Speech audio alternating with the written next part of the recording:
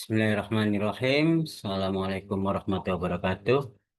Waalaikumsalam Waalaikumsalam warahmatullahi wabarakatuh. Sebelum kita wabarakatuh. mulai perkuliahan siang hari ini secara online, kita sama-sama berdoa dengan suratul Fatihah. Semoga dengan doa ini apa yang kita niatkan untuk bisa memahami kuliah regresi terapan bisa dapat kita lakukan dengan baik. Ala hadiniya wa ala kulli solehah. Al-Fatihah.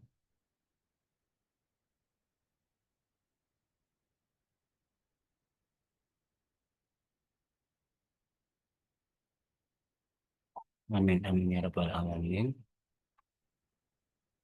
Hari ini pertemuan terakhir ya. Minggu depan udah jadwal UAS. Hari ini ada pembahasan tugas. Ada Pak. Hmm. Dari kelompok berapa yang mau ditampilkan dulu?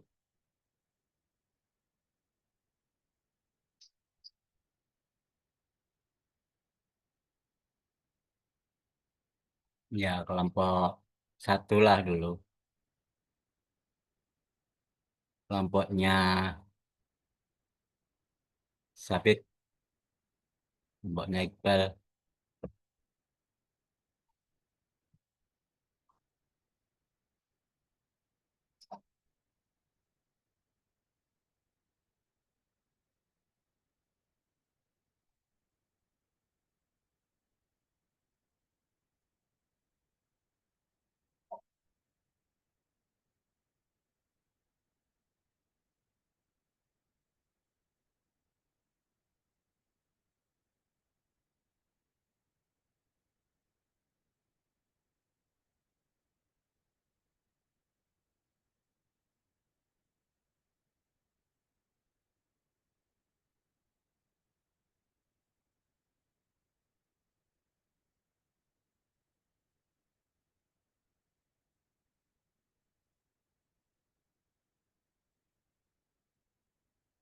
Mana? Tampilkan.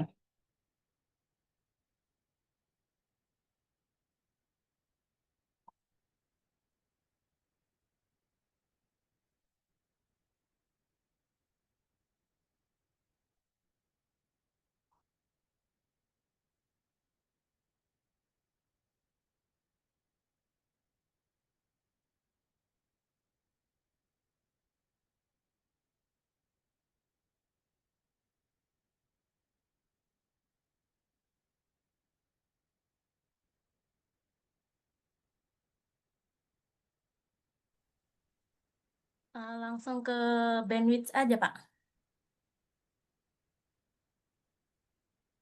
Atau dari awal? Pernah dibahas enggak? Sudah. Ya, lanjutannya berarti.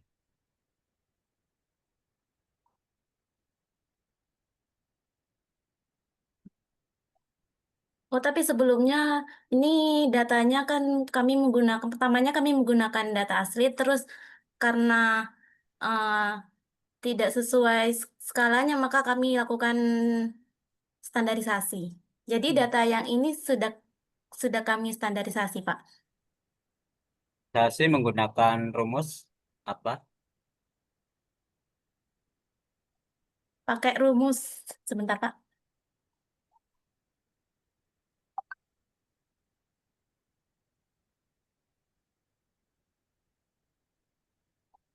Oh, jajannya.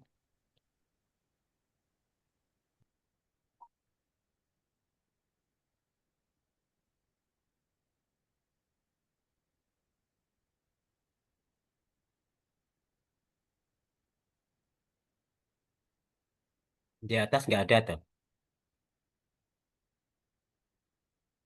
Di teorinya nggak ada.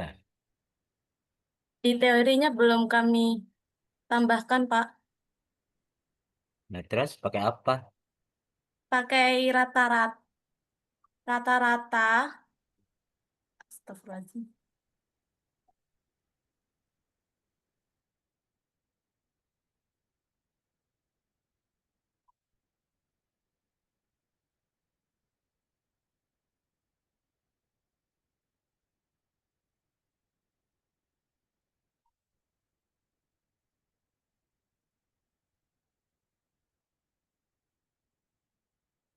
Kalau bisa digambar ya. Kalau angka tuh nggak penting, yang penting gambarnya.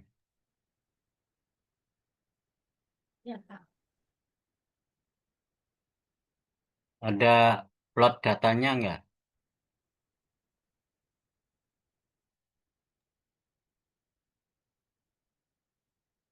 Belum, Pak. Belum ada. Untuk apa angka-angka? Angka-angka kan lampiran itu. Oke, Pak. Harusnya rumusnya apa, hasilnya gimana?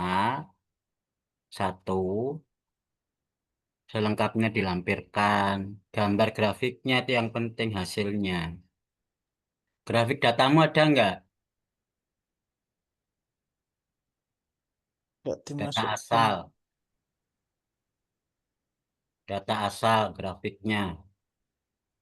Belum ada, Pak. Nggak Kenapa dimasukkan, belum? Pak. Justru yang penting itu gambar ya, bukan tabel. Oh, nanti kami tambahkan.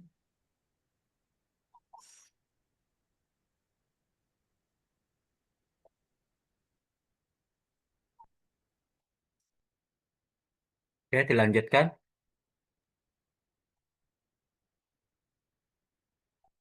Nah, setelah dilakukan standarisasi dengan data tersebut, maka untuk mencari nilai bandwidth dan membangun model didapatkan min XT yaitu negatif 2,96163 dan maksimalnya 1, itu tipe 1, iya ada usah titik 1,75104 dengan range XT yaitu 4,71144. Dengan menggunakan 1% jangkauan didapatkan 4,357261. 5% jangkauan didapatkan seperti itu hingga nilai 20% jangkauan. Untuk nilai bandwidth shift ferment sendiri Siapa didapatkan sih? Saya Mbak, itu ringnya kan 4,7. 1%-nya kok 4,3.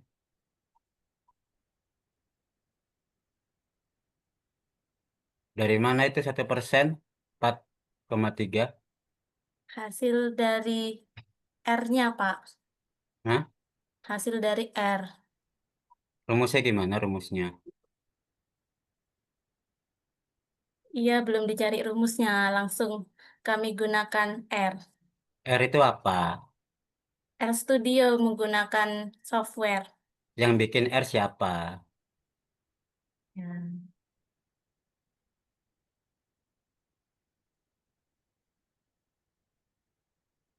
Yang bikin R siapa?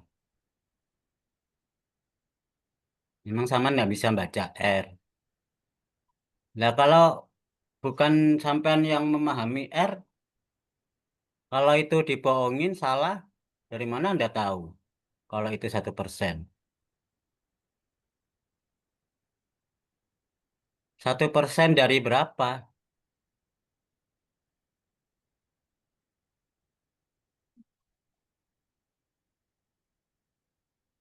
Nggak bisa dipertanggungjawabkan.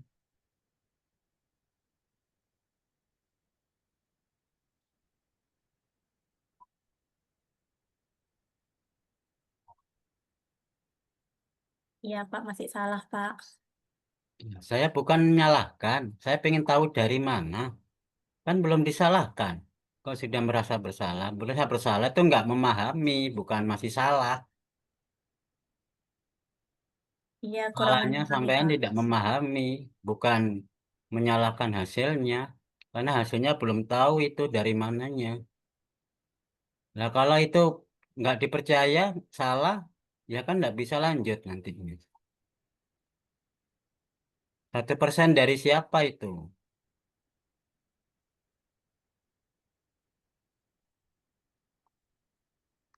Belum bisa dipertanggungjawabkan kelompok satu, masih butuh revisi lagi nih, butuh tahun depan nih baru ngumpulkan ya kayaknya.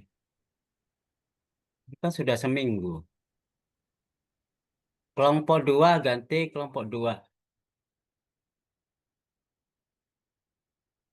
Gimana nanti kalau ujian akhir tugasnya? Kalau masih kelompok begini, gimana kalau sini sendiri?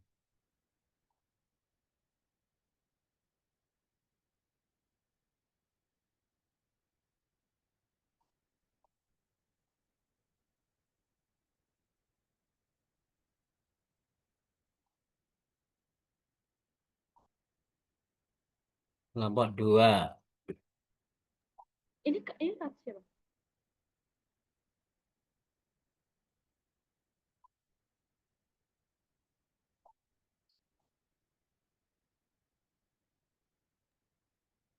Bawahnya Mel.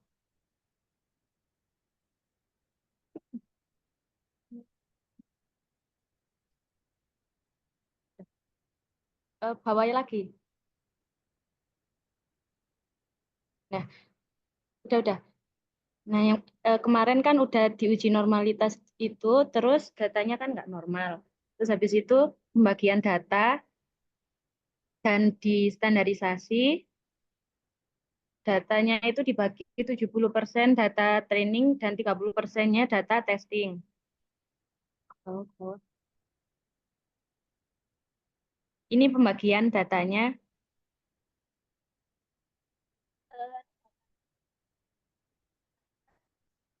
Yang distandarisasi yang mana? Dua-duanya, Pak.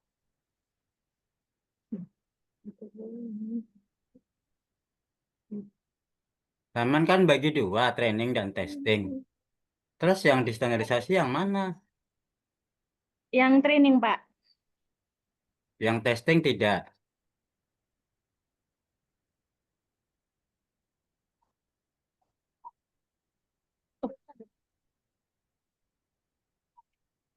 Iya, Pak.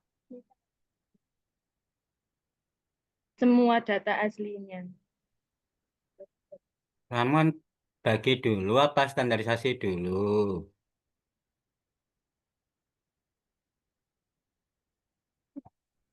Di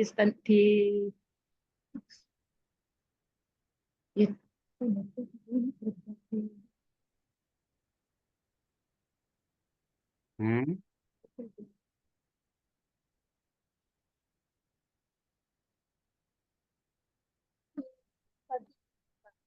Alasanmu apa sih standarisasi itu? yang tadi berbeda skala skala datanya, yang JUP sama kurs itu beda jauh. Jadi distandarisasi gitu, Pak. Apakah harus dibagi 2?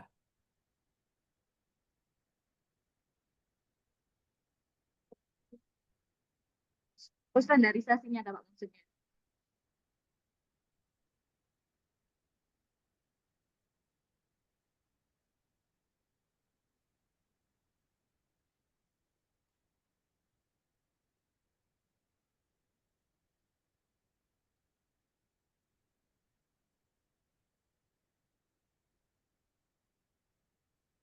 Enggak ada jawaban. Itu dua-duanya distandarisasi, Pak. Yang Pertanyaan saya, standarisasi apakah harus dibagi 2 dulu? Tidak, Pak. tidak Nah, kalau tidak ngapain kamu bagi dulu baru standarisasi?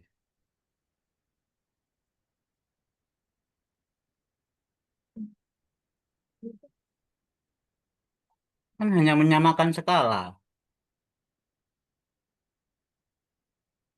Apakah harus dibagi dulu baru distandarisasi?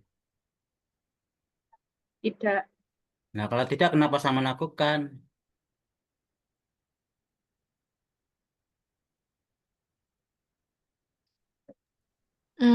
Bukannya hasilnya sama ya, Pak? Ya meskipun sama, tapi strukturnya harus dipakai. Kalau itu awal harus melalui pertama, maka harus awal. Tapi kalau tidak harus pertama, tidak melalui itu, kenapa harus dilakukan terlebih dahulu? Punya alasan.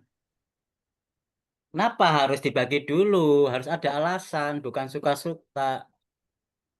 Harus secara metodologis terstruktur. Ya, karena ini terstruktur metodologinya, tahapan-tahapan harus terstruktur. Boleh nggak dibolak-balik? Baik, Pak. Nanti direvisi. Karena ini ilmiah loh ya. Samaan mau skripsi kan? Pasti. Nah, kalau nggak belajar mulai sekarang, mulai kapan? Mumpung ini kuliah dijelaskan.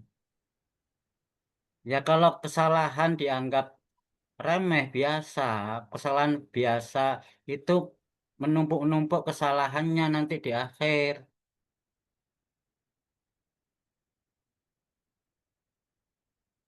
Jadi harus tahu ilmiahnya kayak apa.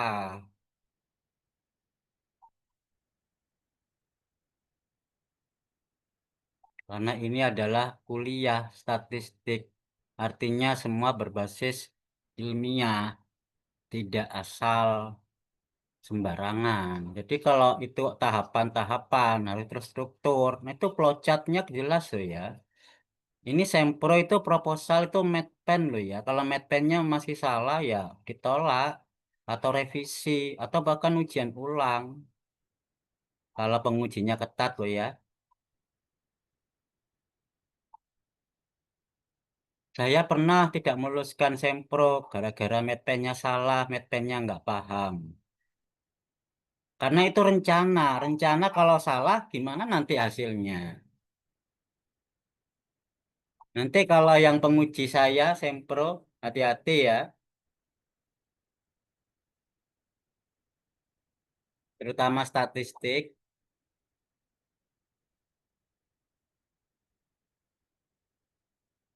Oke, anggaplah ini terbalik. Terus lanjutkan. Ini standarisasi reskalanya menggunakan rumus apa ya? Ada nggak di atasnya rumusnya? Kalau nggak hafal ditulis. Kalau nggak ditulis dari mana Anda bisa menjawab? Ujian dia sama seperti itu. Tulislah apa yang Anda lakukan. Lakukan yang ditulis. Itu namanya ilmiah.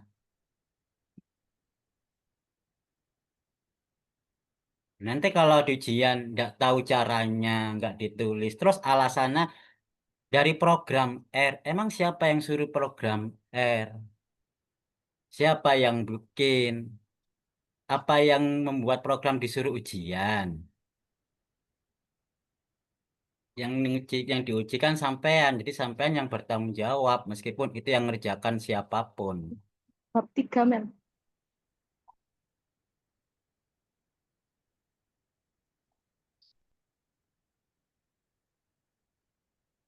Terus. CC itu apa itu? Program. Ini itu Pak, langkah-langkah di programnya.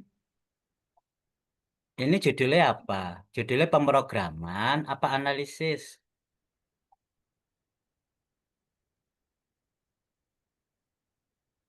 Eh, Judulnya pemrograman, tutorial program atau analisis? Ini kita itu biar biar tahu eh, langkah-langkahnya gitu Pak. Makanya kita kita Saya tanya langkah-langkahnya itu matematikanya apa programnya? Zaman konsorsium programming apa statistik?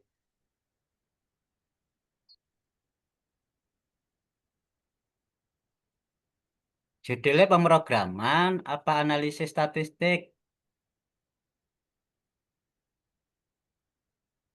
Kalau mau pemrograman, nanti konsorsiumnya beda loh, Mbak. Kalau Anda mengolah program, tutorial, cara buat program, itu konsorsiumnya programan beda dengan statistik.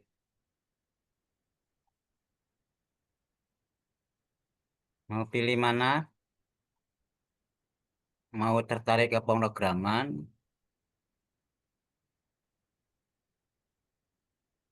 Di itu kami statistik itu tidak penting program ya. Itu alat. Yang penting itu statistik matematiknya. Kalau Anda mau bikin program, menganalisis program, judulnya ya dirubah analisis pemrograman. Menggunakan R misalkan.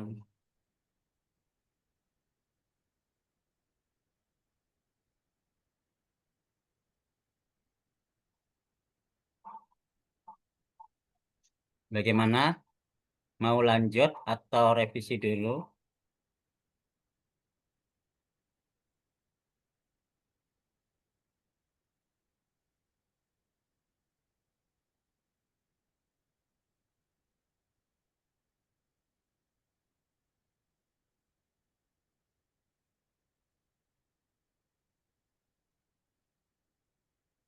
Siapa yang Revisi menyuruh dulu program aja, di Pak. sini? Mbak, siapa Kita, yang Pak. menyuruh program ditampilkan di situ? Lagi pelan ke bawah-bawah.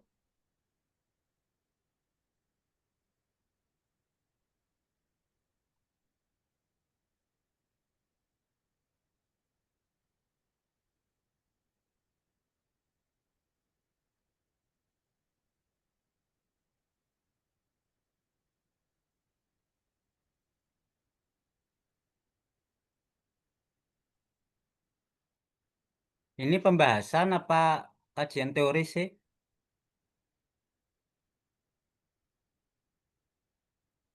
Program ini, Langkah-langkah, Pak. langkah-langkah. Jadi langkah-langkah itu ya matematikanya, rumusnya. Nggak ada langkah-langkah menggunakan program. Kecuali judul Ya, Pak. kamu pemrograman. Kalau saya tanya kamu pakai rumus apa? Paham nggak? Nanti jawabannya sama dengan kelompok satu dari program R. Nggak paham.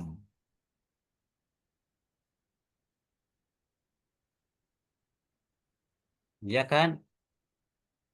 Yang bisa membaca program ini ya pemrograman. Orang statistik belum tentu paham ini. Kalau Ya nulis enggak sih? ini.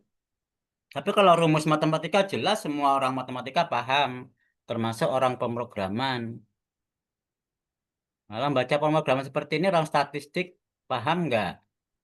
Orang matematik yang nggak ngerti R. Yang nggak paham. Statistik itu ya matematik, rumus-rumus, program itu ya pemrograman, bedakan. Nah, Saman mau pemrograman apa statistik? Sebenarnya itu rumusnya di bab 2, Pak. Nah, tapi ternyata rumus yang Z-score itu belum ditulis di bab 2. Jadi eh, ini kami nulis nganunya dinampilkannya yang di langkah-langkahnya, Pak. Emang yang bikin program siapa? Kita. Sampean nulis program tanpa tahu rumus dari mana? Ini Pak rumusnya. Data as Apa rumusnya, rumus itu matematik, bukan program. Iya kan? Rumus itu matematik. Saman tahu rumusnya dari mana? Kalau nggak ada, cuma langsung ada program. Itu kan bahasa program, bukan rumus.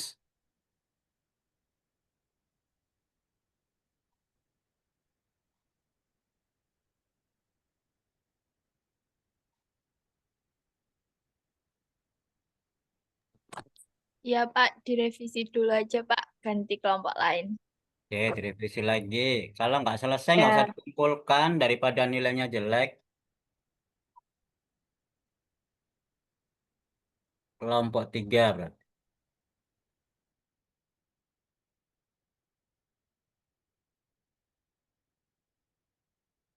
Nanti kalau ujian sempro juga sama seperti itu, bisa ditolak oleh penguji. Sampean mau konsorsium statistik apa pemrograman?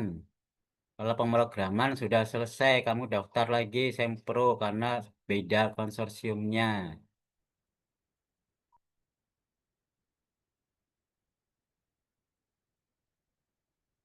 Ini kelompok 3.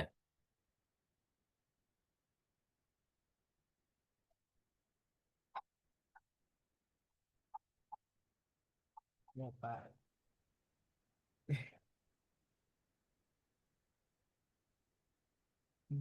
Apa sih? Jadi kemarin kan kita masih salah bukan salah sih. Jadi harus ngebuktiin jika apa nilai Suaranya bandwidthnya nggak kurang nggak dari. kurang keras, Aman. Lakinya mana?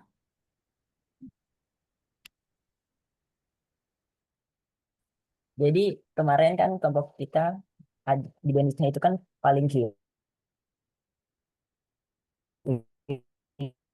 dan disuruh apa namanya kalau kecil itu apakah ada nilai bandwidth yang optimal daripada yang sebelumnya. Terus kemarin kemarin kita coba dengan menurunkan range-nya. Batas bawahnya itu jadi 0,005681. Habis itu setelah dilakukan Yang mana sih, Mas? pengujian, Tar, tar, tar, tar. Ke atas lagi. Rescalingnya mana? Kemarin udah rescaling.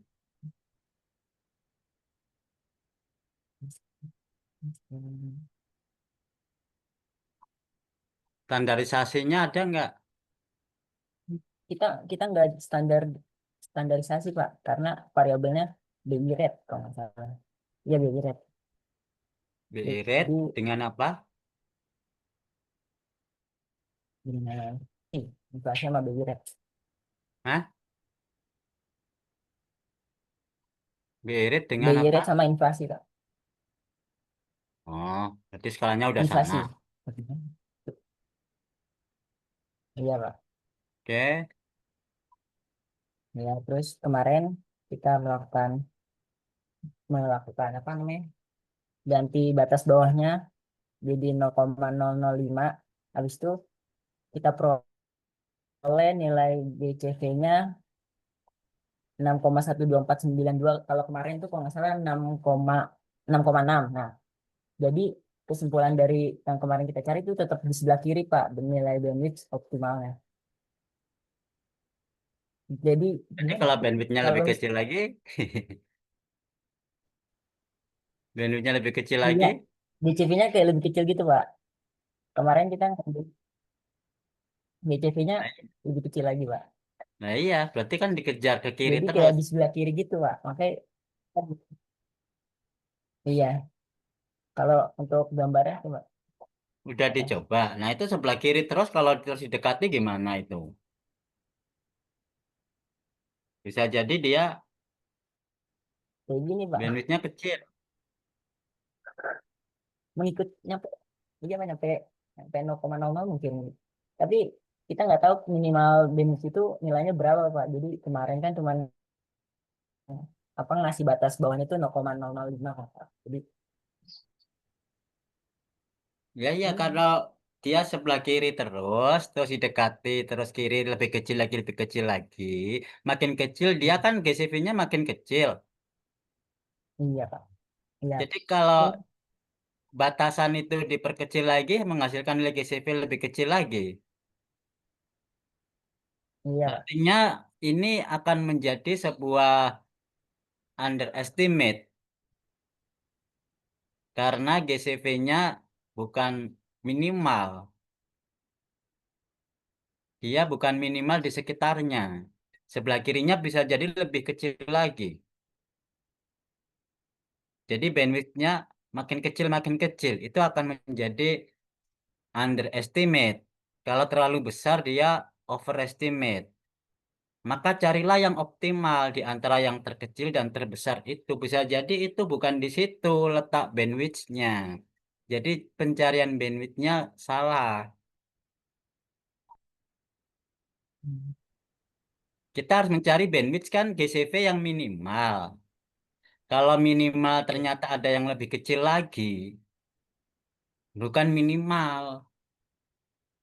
Batasannya harus dirubah sehingga dia harus benar-benar minimal di antara batasan-batasan itu. Kalau batasnya dikurangi atau diperkecil, malah dia lebih kecil lagi GCV-nya.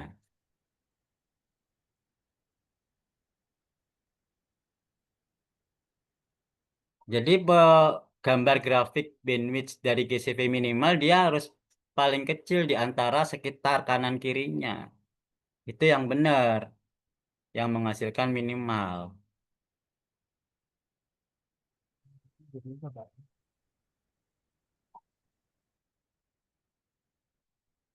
Anda udah coba rescaling? Belum, Pak. Kan belum, karena skalanya beda. Skalanya beda kan dengan BI rate, inflasi, batas intervalnya beda kan? Kalau batas Inflasi interval, bisa terjadi minus loh ya. iya, Kalau BI rate nggak pernah minus. Nah ini skalanya udah beda. Inflasi kan bisa jadi minus, namanya deflasi lawannya. iya. Kalau BI rate nggak pernah minus, BI rate pasti positif. Nah ini skalanya udah beda. Coba kamu rescaling, bagaimana penemuan bandwidth-nya ini GCV minimal. Ya, baik.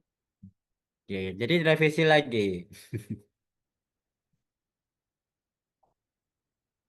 Jadi belum puas kalau GCV-nya belum minimal. Karena penting ini bandwidth itu. Di non parametrik yang terpenting itu bandwidth-nya karena akan menentukan dia over apa underestimate. Kita nggak boleh overestimate, overthinking itu nggak boleh. Underestimate, underthinking juga nggak boleh. Jadi harus sesuai kita pakai optimalnya dengan bukti GCV minimal.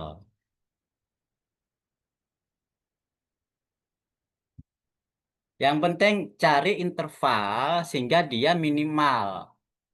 Kalau batas intervalnya dia sebelah kiri atau sebelah kanannya yang minimal, berarti belum intervalnya nggak cocok.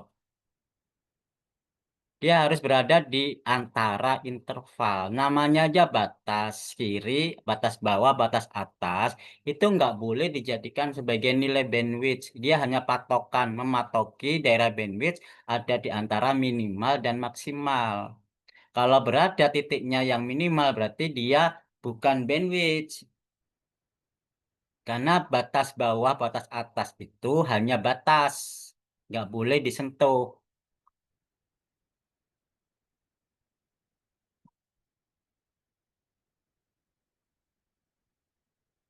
Oke. Bagaimana dengan kelompok 4? Apakah lebih baik?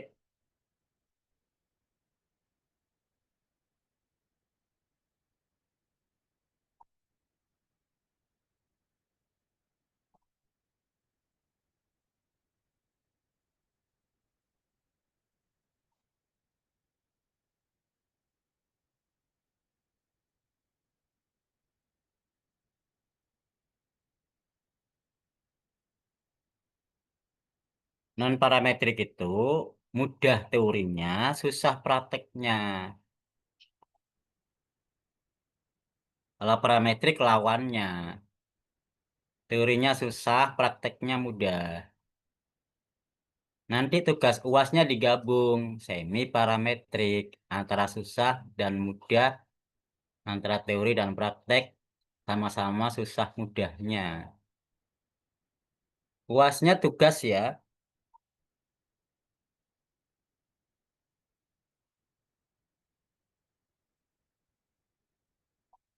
kelompok 4, kelompoknya siapa? Kelompoknya Putri, Dea Putri, Bukan, Pak. siapa? Aulia. Aulia. Aulia.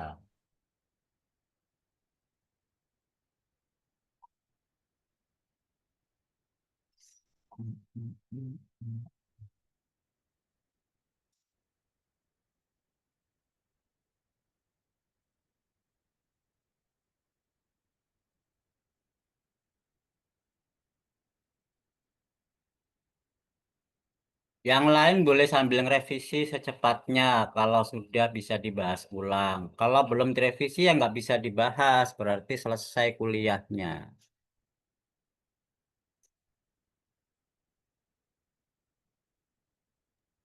Bentar, Pak, masih loading.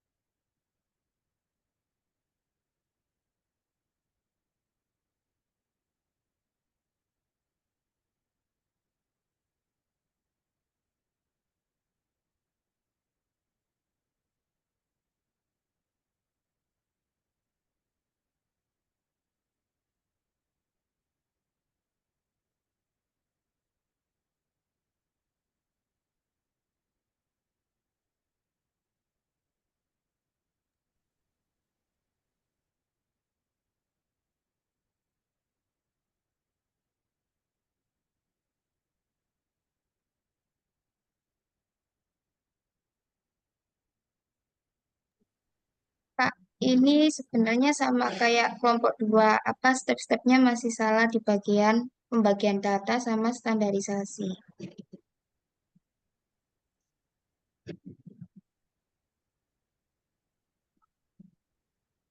Gambarnya ada nggak gambarnya?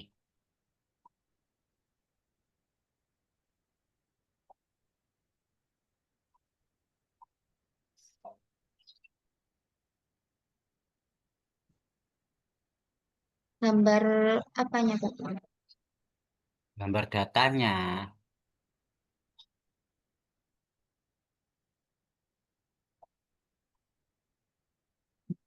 Data. Data awal, data standar. Lah kamu tabel-tabel tadi ngapain kalau nggak ada Oh, gambar?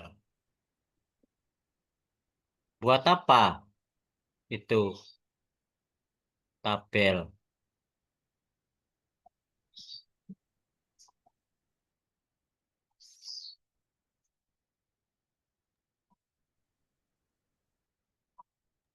untuk gambarnya belum ada, Pak.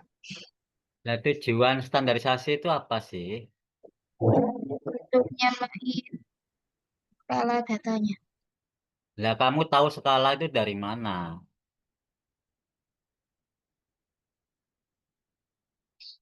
Nah, tahu skala dari mana kalau nggak dari gambar? Ya gambarnya nggak ada.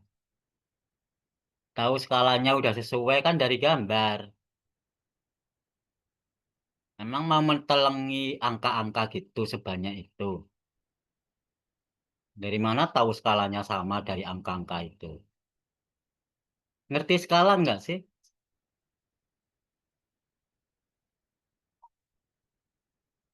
Ya kan harusnya digambar, tahu skala. Skala itu kan skala gambar kan.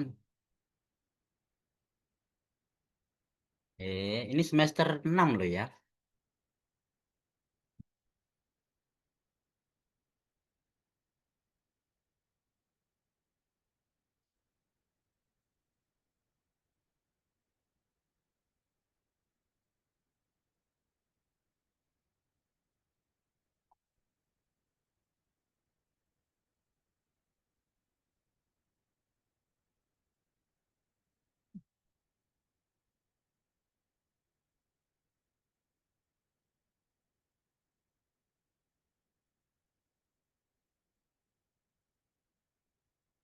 Oke, direvisi lagi. Baik, Pak. Bagaimana yang sudah revisi kelompok lain, apa bisa dilanjutkan? atau belum, atau butuh waktu untuk break.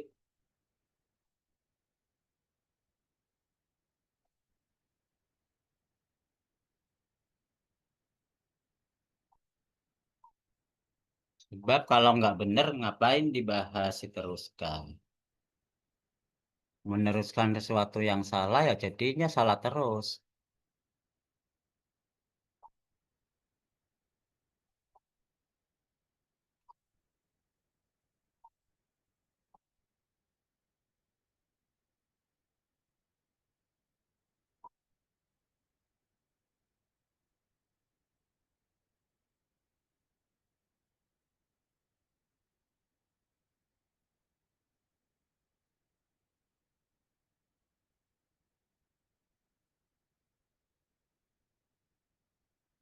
Saya ulangi pertanyaannya.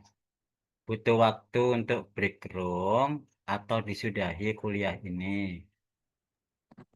Butuh waktu, Pak. Waktu Pak. Berapa menit?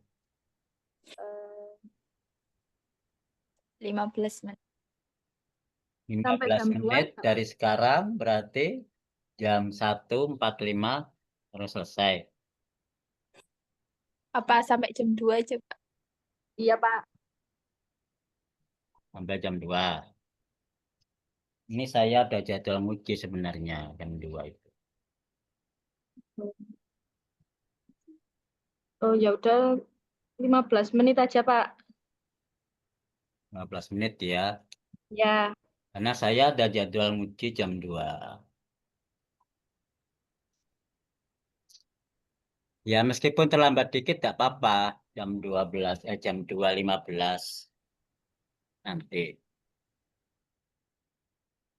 Oke, saya kasih break room nanti secepatnya untuk direvisi untuk ditampilkan.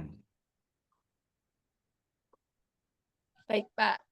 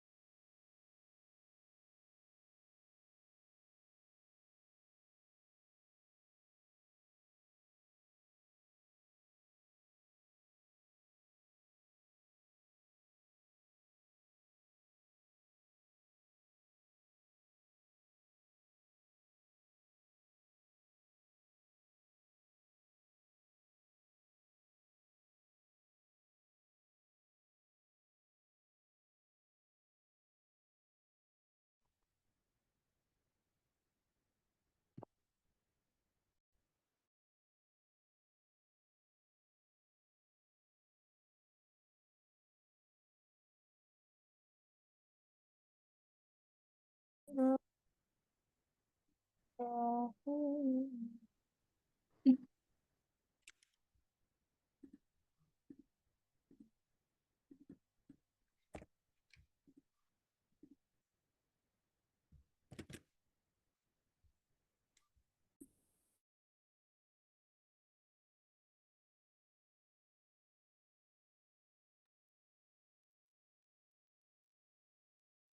belum.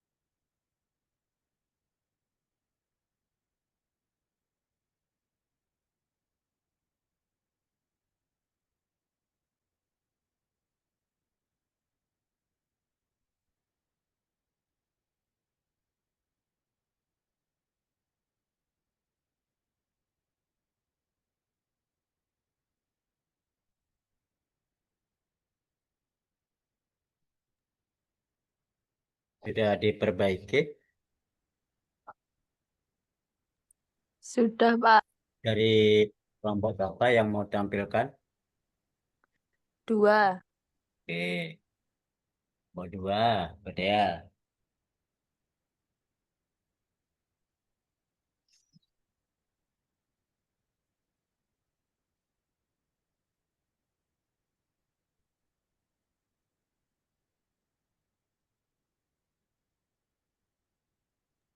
Mungkin Yanti bisa share screen.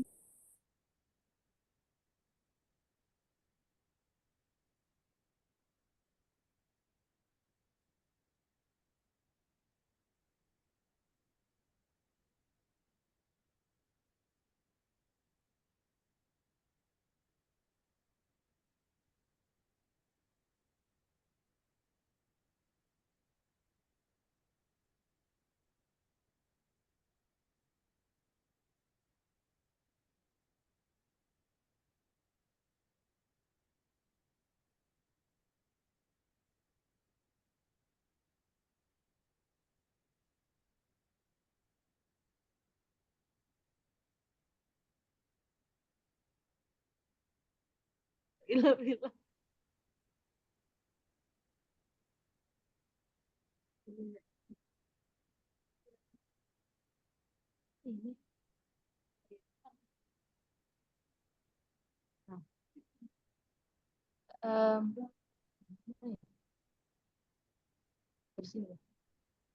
Ini visualisasi data yang belum distandarisasi, Pak. Yang ini, yang skalanya masih besar sama beda jauh. Terus ini kami standarisasi. Terus ini visualisasi setelah datanya distandarisasi. Skalanya jadi kecil. Kok nggak sendiri-sendiri sih gambarnya? Kan 2 variabel sendiri-sendiri. Oh, Kan kita belum meregresikan, masih bicara data masing-masing. Artinya kan sampean belum tahu ada korelasi tidaknya, belum sampai di situ. Kan tahapannya belum melampaui korelasi nih. Kok sudah dihubungkan antara kurs dengan inflasi? Harusnya kan namanya aja masih data aslinya masing-masing, belum ada ikatan.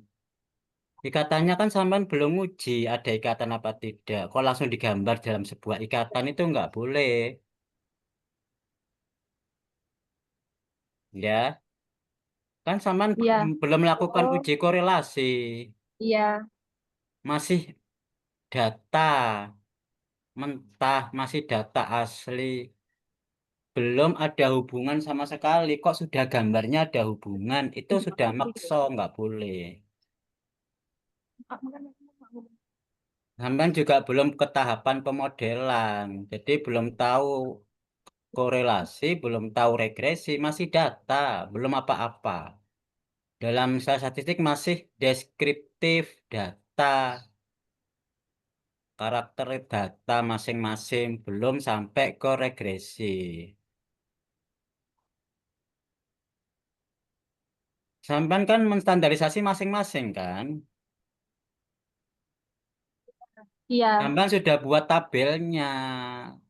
Lawang taring gambar saja masing-masing.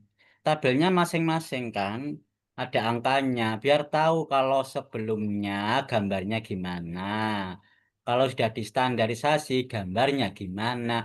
Lah kalau seperti ini digabungkan nggak ada bedanya. Coba lihat gambarnya. Nggak ada bedanya kan? Iya, cuma beda angkanya. Iya, angkanya masing-masing tapi di situ langsung digabung. Kalau masing-masing kan kelihatan dia maksimum berapa, minimum berapa. Dari skalanya kelihatan dia akan berubah, berbeda kalau sudah distandarisasi. Itulah namanya mendeskripsikan data, belum masuk ke korelasi. Pak, berarti itu maksudnya plot plot time series-nya ya, Pak? Lah iya kan masing-masing. Oh, soalnya kita kira itu kita ini kan pakai schedule plot hidup, Pak. Tadi itu udah nyoba yang Ya time sampean series. kan belum melakukan regresi, belum melakukan korelasi. Iya, bentar Pak, bentar Pak. Wong masih data asli, belum ngapa-ngapain, kok sudah digambar model regresi. Ini kan mau membentuk pola pola tren dari hubungan kedua variabel. Apa sudah melampaui korelasi? Kan belum. Kalau gambar ini ada tahapan pemodelan setelah korelasi. Oh, kelihatan ada tren pola itu dari tahapan itu. Kalau sekarang kan belum melakukan pola, hanya masing-masing data. Masih statistik deskriptif.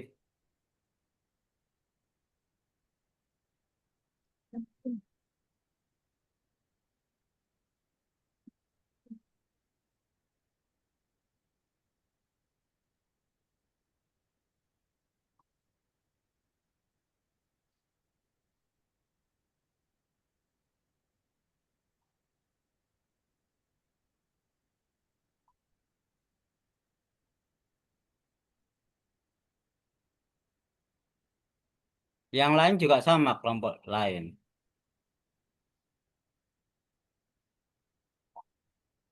Iya. Beda, Pak. Ya, Nah, Pak. yang beda aja yang ditampil. Tapi baru grafik, Pak. Ya, apapun perkembangannya yang bisa dilihat. Daripada yang salah dilihat, mending bener baru satu nggak apa-apa daripada banyak tapi salah. Terus masukin utuh.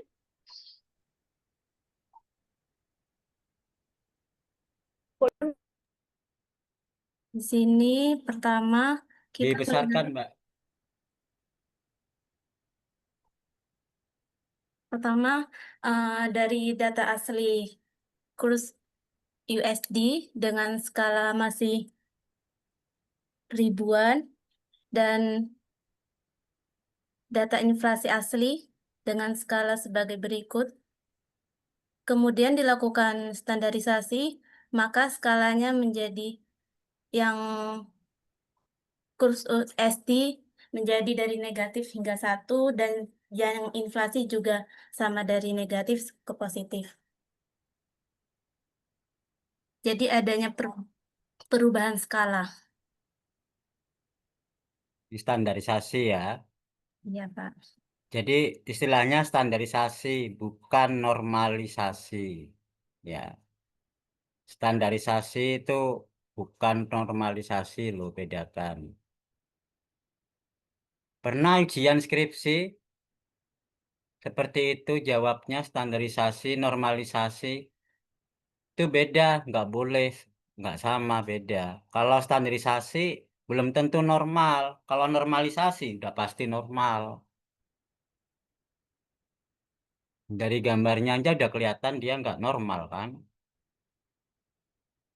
Nanti ketahuan dari gambar standarisasi hanya merubah skala, bukan merubah menjadi normal. Jadi hati-hati. Penulisannya bukan normalisasi ya, tapi standarisasi. Jadi istilahnya sebenarnya bukan umumnya itu rescaling ya, skala ulang. Salah satu caranya adalah dengan standarisasi. Tapi ada juga cara lain, tidak harus distandarisasi. Bisa pakai min max bisa. Nah, ini saya akan tanyakan, standarisasinya pakai rumus apa? Harus tahu. Data Karena ada asli, cara lain selain rumus yang dipakai. Kalau ini kan pakai rata-rata dikurangi data asli apa data dikurangi dikurangi rata-rata rata-rata dibagi dibagi varian. standarisasi. Ya. Ada yang menggunakan min max, makanya harus tahu rumusnya. Di aplikasi memang tidak kelihatan rumusnya, tapi Anda harus bisa menjawabnya secara matematik. Oke, lanjut. Udah,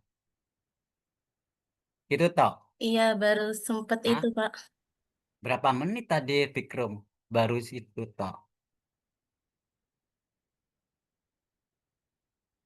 Menetok butuh waktu 20 atau 30 menit tadi, 30 menit. Gimana kalau ngerjakan satu tugas itu butuh berminggu-minggu gitu memang. Nanti UASnya butuh waktu berapa minggu. Kalau telat dari 1 minggu kan nggak bisa dikumpulkan. Dikumpulkan apa adanya ya nilainya jelek.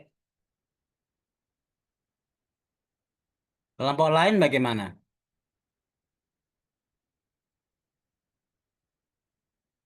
Sama? Nggak ada perkembangan?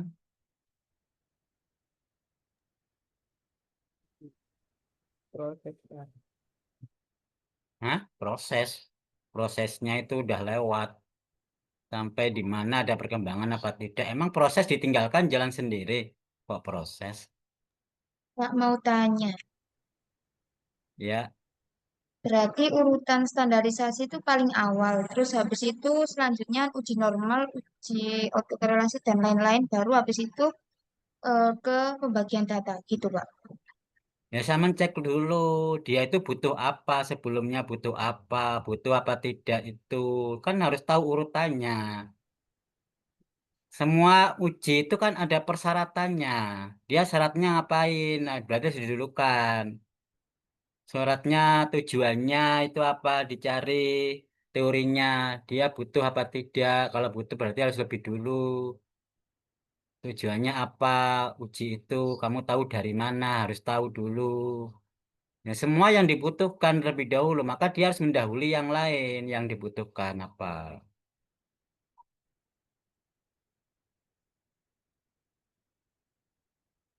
Ada lagi? Pak, kelompok 2 lagi boleh, Pak?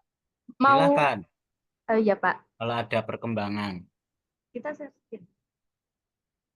Mumpung masih ada waktu, kalau nggak perlu dibahas juga nggak apa-apa. Nanti akan paham tidak pahamnya kan nanti kelihatan di waktu tugas UAS. Ini udah punya. Ini udah punya. Iya.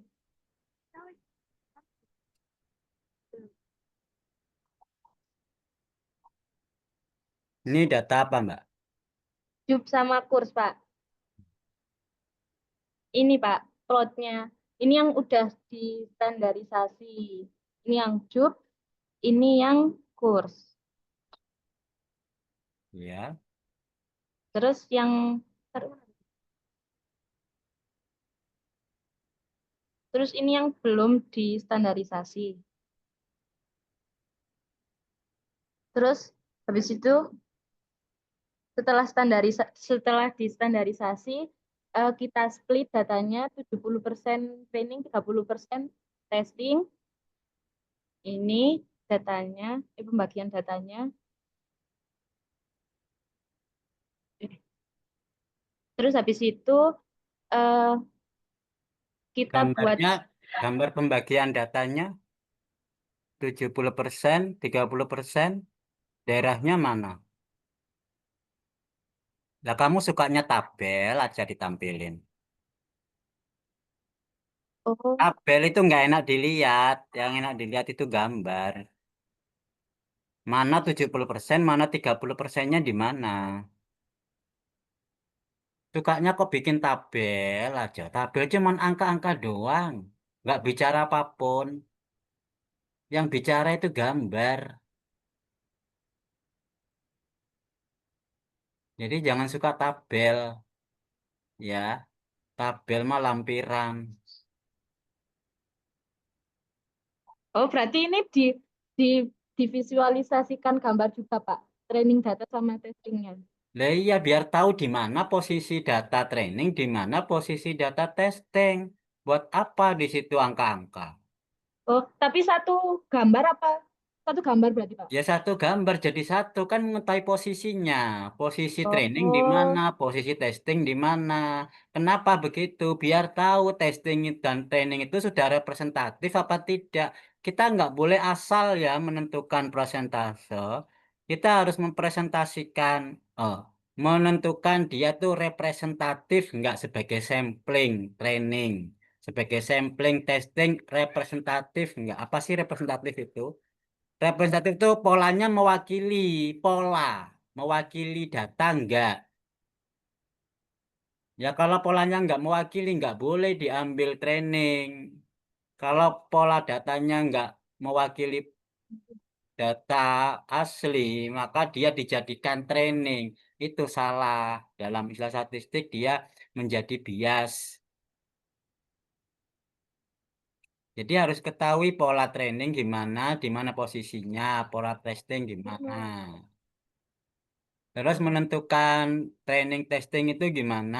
Acak apa urut?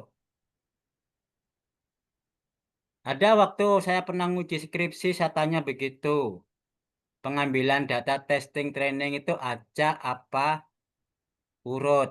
Acak itu tahu ya, acak itu random sampling, statistikal random sampling. Teorinya random sampling, tapi prakteknya dia nggak random. Nah, ini berarti teori dan pembahasan salah. Saya suruh revisi. Karena apa yang ditulis itu harus dilakukan. Kalau yang dilakukan beda lah, tulisanmu itu harus diganti. Itu menentukan data sampel. Sampelnya kan di sini training sampel itu. Harus Ya, representatif yang mewakili keseluruhan. Karena akan menjadi sebuah hal yang berbeda. Saya jelasin pakai whiteboard ya. Karena nggak asal menentukan training testing itu sekian persen. Ada sebuah apa skripsi itu dia melakukan simulasi banyak persentase mana yang optimum. Karena dia adalah random sampling.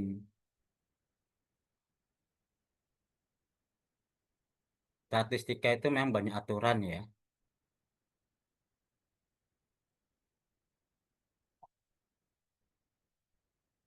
Oke, saya punya pola data. Ini polanya begini. Terus Haman menentukan prosentasenya sekian persen training, sekian persen testing. Kita perhatikan polanya ini beda dengan polanya ini. Itu jelas sebuah kesalahan. Karena polanya training tidak mewakili keseluruhan. Makanya harus diketahui posisi polanya bagaimana menentukan prosentasenya itu. Ada lagi yang gambarnya begini misalkan. Pak mau tanya. Perhatikan polanya ini beda dengan pola ini. Nggak boleh ngambil seperti ini membagi dua. Karena polanya ini nggak representatif, nggak mewakili keseluruhan. Jadi kalau Anda meregresikan ini training, kemudian dicobakan ke sini, ya beda. Lawang ini ke kanan, ke atas, ini tidak ke atas. Ini sudah salah ngambil sampling.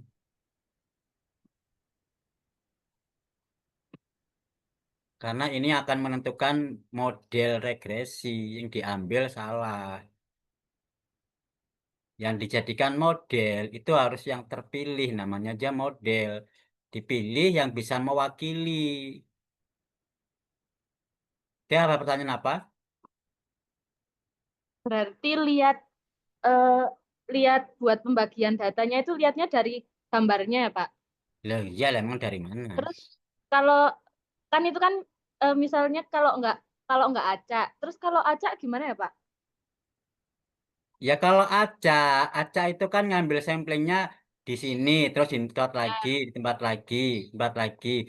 Ngambil sekian persen jumlahnya, tapi posisinya beda-beda. Nah, posisinya Oh, beda-beda itu kemudian digambar. Mewakili enggak? Iya kan? iya. Kalau diurutkan kan hanya sekian persen pertama, sisanya terakhir. Ini juga harus digambar posisinya. Berarti itu diurutkan sekian persen pertama, sekian persen di akhir. Tapi perhatikan persentase itu sudah mewakili nggak representatif apa tidak. Karena dalam teori sampling itu harus representatif. Itu syaratnya.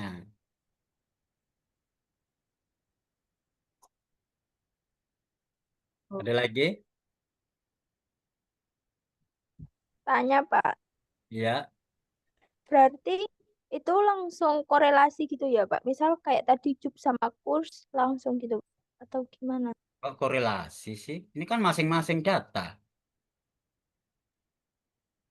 Oh, Yang sampean jadikan dibagi data itu data mana sih? Yang mau dijadikan data?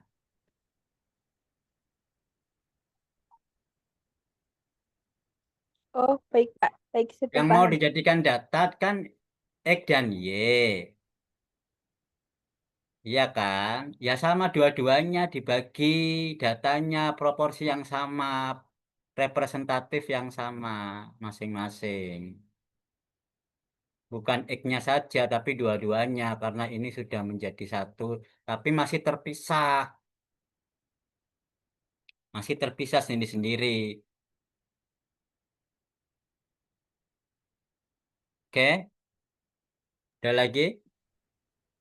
Ini, Pak. Terus kalau memodelkan non-parametrik itu gimana, Pak? Hah? Maksudnya?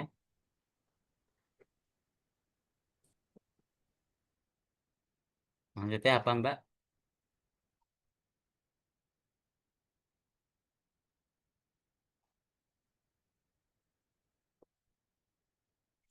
Belum tahu teorinya non parametrik kemarin. Nggak diputar ulang video rekamannya. Kapan kita parametrik, kapan non parametrik? Kita kan sekarang udah membahas non parametrik. Mbak Dia kok masih bingung bagaimana model non parametriknya?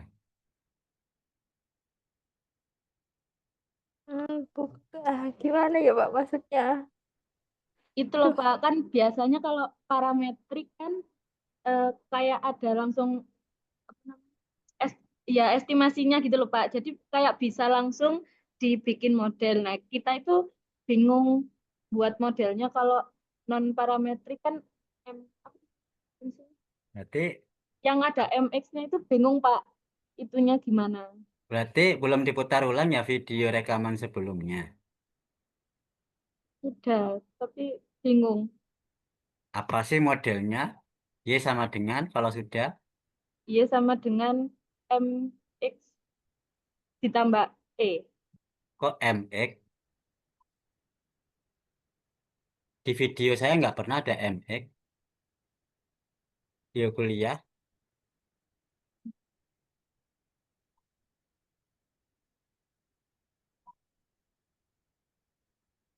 Hah? Sama YouTube channel saya apa YouTube orang lain? Kalau orang lain ya tanyakan ke orang lain. Kalau tahu kuliah saya ya tanyakan kuliah saya pakai YouTube saya. F, Saya pernah nggak Pak. ngajarin pakai MX? Tunjukkan coba.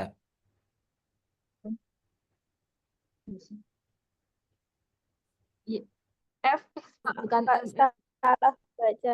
Dalam baca. YT sama dengan Kalau FX. sampean belajar dari YouTube orang lain, ya tanyakan komentar ke orang lain. Kalau kuliah saya simbolnya yang sama biar nggak makin bingung. Ya nggak sih? Iya, Pak. Iya, Pak. Ya saya tuh nggak pernah ngajarin pakai MX. Biar temennya yang dengerin itu bisa paham juga. Ya kita pakai FX. FX itu sebuah fungsi kan terhadap X. Fungsi yang nggak jelas. Ya memang fungsinya modelnya nggak ada, namanya aja nggak jelas non parametrik. Gimana memodelkan? Ini tergantung sampean pakai metode apa, mendekati pakai apa. Itulah yang akan pendekatan. Ada yang mendekati melalui kernel, ini nguliah-kuliah lagi dong. Ada yang mendekati melalui polinomial lokal, ada yang mendekati melalui spline, ada yang mendekati mulai yang lain dan lain. Ini tergantung pendekatannya. Ini namanya mendekati model ini. Modelnya masing-masing pendekatan. Nah, sampean pakai metode apa? Yang bikin program sampean siapa? Programnya pakai metode apa ya? Sampean harus paham. Matematikanya juga harus paham, jangan asal klik program tapi nggak ngerti matematikanya. Matematikanya dicari referensinya. Karena ini kan kuliah praktek. Teorinya ya dicari, dibaca. Saya hanya menjelaskan global aja. Masing-masing tuh punya pendekatan. Kalau polinomial mendekati fungsi f(x) itu beda dengan spline, beda dengan kernel, beda dengan yang lain. Memodelkan fungsi yang nggak jelas itu kan tergantung metodenya. Namanya aja non parametrik, fungsinya nggak jelas. Nah, yang menjelaskan itu masing-masing metode. Makanya di sampean itu kerjaannya pakai metode apa? Yang ngerjakan programnya sampean pahami metode apa yang dia pakai, itu tugas kewajiban sampean. Sampean diberikan alat tetapi hasilnya terima apa adanya, nggak tahu itu prosesnya, nggak boleh. Sampean pinginnya bakso enak, tahu hasilnya saja, nggak tahu prosesnya, nggak boleh. Itu namanya subhat, ya nggak man? Baksonya dagingnya ada minyak babi. Yang penting enak, yang penting enak. Sampean mau halal apa subhat? Yang penting enak, cepet pakai programnya nggak ngerti pakai apa. Nah ini, nanti waktu diuji, ditanya nggak tahu. Yang penting enak ya. Kalau yang penting enak pakai AI, pakai calo, beres.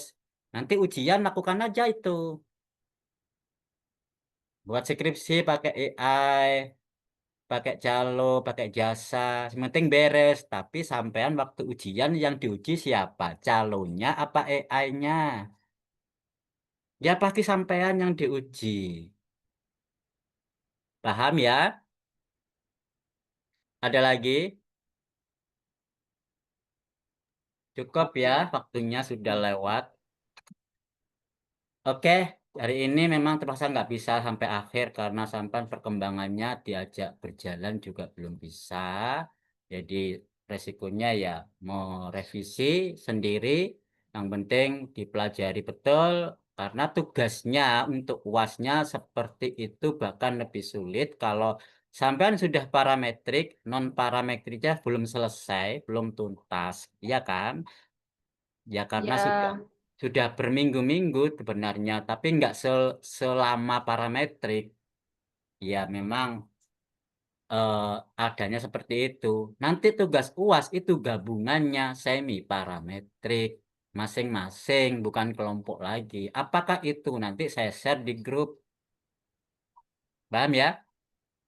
Iya, Pak. Iya, Pak. Cukup ya. Kita akhiri dengan hamdalah. Ingat kalau Alhamdulillahirobbilalamin. di-share rekaman rekodnya, diputar ya, dipelajari. Ojo diputar tapi ditinggal. Percuma.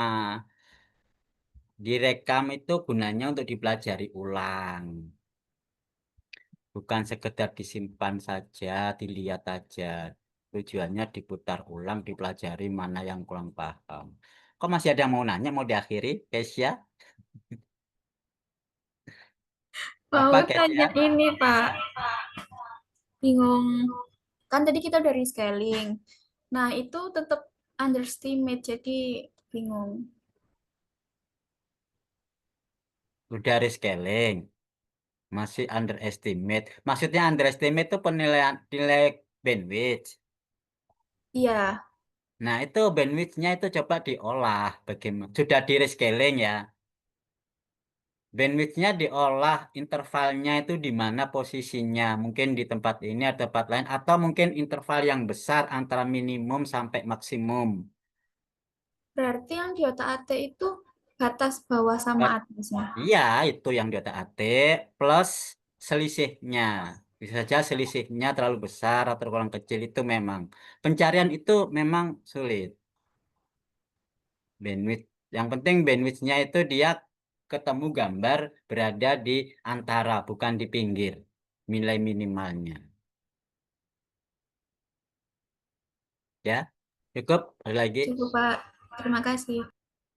Ya udah, nanti dicoba-coba atau Ya minimal bantuan AI ya, ChatGPT apa DeepSeek itulah sebagai patokan. Carikan saya bandwidth optimum bla bla bla bla bla, datanya di upload thread.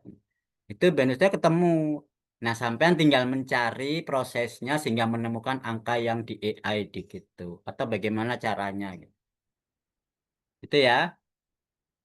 Dengan bacaan hamdalah kita akhiri bersama-sama. Mudah-mudahan bisa dilakukan untuk revisi tugasnya sehingga bisa dikumpulkan dengan lebih sempurna sehingga mendapatkan nilai yang bagaimana? Memuaskan. Memuaskan. Memuaskan semuanya, Memuaskannya Pak. berapa? 60. Ya Allah, Pak. Pokok nilai akhirnya apa? Bapak nilai akhirnya. Ya. Kita lihat dari nilai tugas, nilai UTS, dan nilai UAS. Ya kan? Oke. Nilai Baik, tugas Pak. tugas belum dikumpulkan kan UTS? Aha, Tugasnya 2, Pak. Iya, tugas tugasnya UTS. 2, Pak, yang udah Nggak dikumpulkan. ada UTS. Oh, UTS nggak ada. Nggak Oh, ada. berarti cuma tugas saja. Iya, Ya, tapi 2. tugasnya ada 2. 3 sama ini. 3 sama ini. Berarti langsung ke UAS itu jadi 1. Ya, ujiannya. Iya. Oh, dulu nggak ada UTS. Iya, Berarti Pak. ada Soalnya tugas, akreditasi itu, Pak. Nggak nutut. nilai tugas plus nilai UAS gitu aja berarti ya. Iya, Pak. Iya. Oke, berarti Dipilih A. nilai-nilai tugas bisa dikatakan itu 60%, UASnya 40%. Karena tugas kan banyak. Cukup Iya, Pak. dengan dan Bismillah A. alhamdulillah mudah-mudahan bisa berhasil, bisa lulus semua. Yang penting Amin. lulus atau memuaskan? Lulus. Lulus dan memuaskan, Pak. Dua-duanya, Pak. Iya. Alhamdulillahirrahmanirrahim. Wabillahi hidayah. Sekian. Assalamualaikum warahmatullahi wabarakatuh. Waalaikumsalam Waalaikumsalam warahmatullahi wabarakatuh. Ya, Terima kasih, sama-sama. Pak. Selamat ketemu lagi di kuliah yang lain ya. Kalau masih ada yang mau ngambil kuliah saya.